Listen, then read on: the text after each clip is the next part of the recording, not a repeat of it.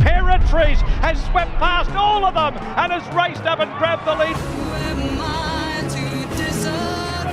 She digs in, she's a neck in front, another star turn from a brilliant mare. Imperatriz goes to the front, Imperatriz 100 to go, Imperatriz has got her.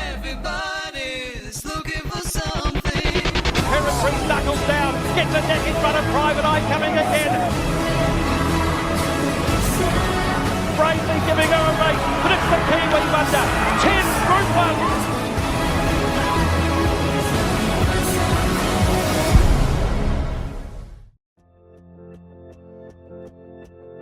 Well, when we first started buying yearlings, we immediately realised that the breeders put their best horses that they breed into the sale.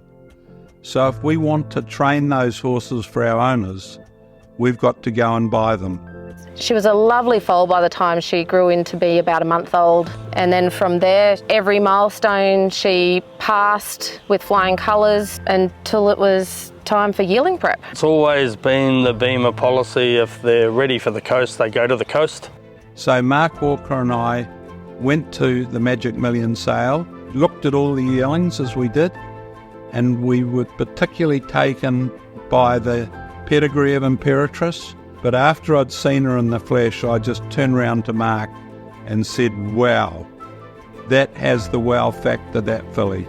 Everything about her was what we look for in a horse.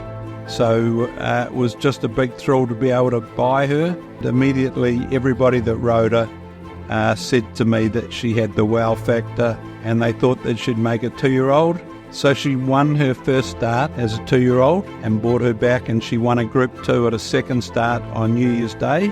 Then as a 3-year-old, she won her first Group 1, the Levin Classic. I wish I won next. They hit it. She's done it. Imperatriz on the bubbles. I wish I win. She beat I Wish I Win. We knew how good I Wish I Win was. So to be able to beat horses like him and on the bubbles, we knew we had a very exciting mare. Imperatriz, 3/4 of a length in front. The Kiwi and Opie.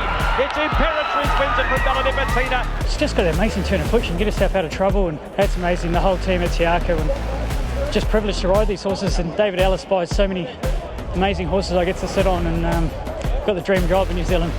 Into the running, terrific race at the 150. Imperatriz has swept past all of them and has raced up and grabbed the lead from Giga Kick and Rothfile. What a win this! Imperatriz, a magnificent display. Opie said to me yesterday that she's got the best turn of foot of a horse that he's ever felt, and I've got to say now she's probably the best one I've ever felt. To have a horse that can win Group 1 races at 1,000 metres, 1,200 metres, 1,600 metres was the sign of a really top horse. Imperatriz is flying now as we're at the 50. Imperatriz has got her and raced on by. Imperatriz by a length. She runs 56.47. She breaks the track record over 1,000 metres here at the Valley. It was her track record. She goes quicker again. Definitely by far the best sprinter I've ridden, best horse I've ridden. Yeah. But it's the Kiwi Wonder. 10 Group 1s.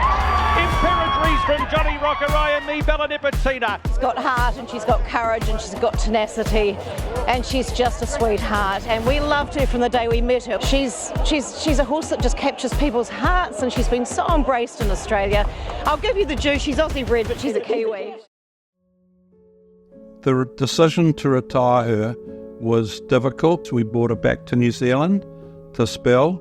We sent her to Waikato Equine to get a warrant of fitness so that we're absolutely certain that everything was right. And they told us that she was in great condition, but did have a little bit of wear and tear, and we simply weren't prepared to risk her. We felt that she'd done her job as a racehorse, and now it was time for her to begin the second chapter of her life as a broodmare.